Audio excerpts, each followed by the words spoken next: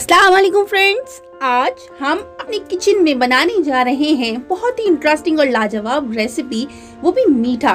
तो बनाने जा रहे हैं हम मखंडी हलवा, जिसके लिए लिया है मैंने ये 1 कटोरी चीनी, 1 ही कटोरी लिया है मैंने घी और 1 ही कटोरी लिया है मैंने ये मिक्स ड्राई फ्रूट, आप अपनी पसंद की कोई भी ले सकते हैं। और लिया है मैंने 1 कटोरी मावा, ये बहुत ही इम्पोर्टेंट चीज़ है इसमें, इसी में से एकदम बेहतरीन टेस्ट आएगा। और ये ली है मैंने 1 ही बाउल सूजी, जिसको मैंने 2 घंटे पहले पानी डालकर सोक करने के लिए रख दिया था, इसलिए ये इस तरह की हो रही है। तो चलिए फटाफट से इसे बनाना शुरू करते हैं।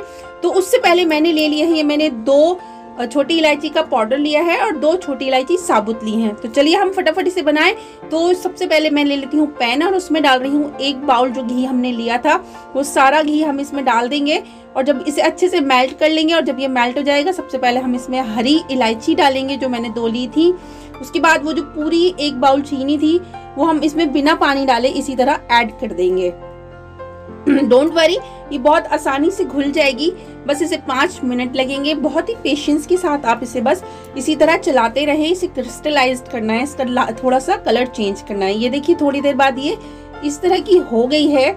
धीरे धीरे इसी तरह चलाते चलाते पहले इसका हल्का सा ये मेल्ट होनी शुरू होगी, उसके बाद फिर ये जब ये मेल्ट हो जाएगी, ये देखिए आप देख सकते हैं मेल्ट होनी शुरू हो गई है। तो आप देख सकते हैं ये हल्का हल्का कलर भी चेंज करना शुरू कर रही है। अब धीरे धीरे जब ये सारी मेल्ट हो जाएगी तो ये कलर भी चेंज कर लेगी, थोड़ा सा ब्राउन कलर ले लेगी।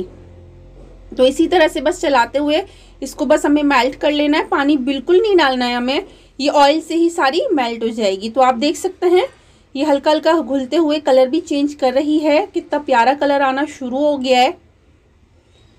हमने 1 बूंद भी पानी नहीं डाला था इसमें। तो आप देख सकते हैं ये पूरी चीनी मेल्ट हो गई है और अच्छे से अब हमें कलर देना है इसको, ये डार्क कलर होना हो गया है। तो अब हम इस स्टेज पर इसमें ऐड करेंगे अपनी वो वाली सूजी जो हमने पहले से ही भिगो कर रखी हुई थी। इस तरह से हम इसमें ऐड कर देंगे और उसे बस चलाते जाना है, हाथ बिल्कुल नहीं रोकना है। अगर हमने हाथ रोक लिया तो ये बिल्कुल इसमें लम्स पड़ जाएंगे, लम्स हमें बिल्कुल नहीं चाहिए अपने हलवे में।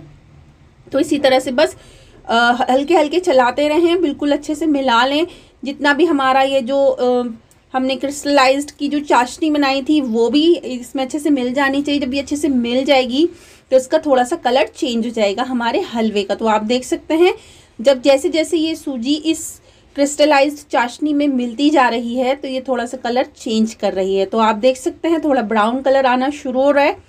तो अब अच्छे से जब हम इसे मिला लेंगे, बिल्कुल जब ये फिर तला छोड़ना शुरू कर देगा, सूजी हमारी बहुत अच्छे से एकदम भुन जाएगी। तो आप देख सकते हैं ब्राउन कलर आ गया है।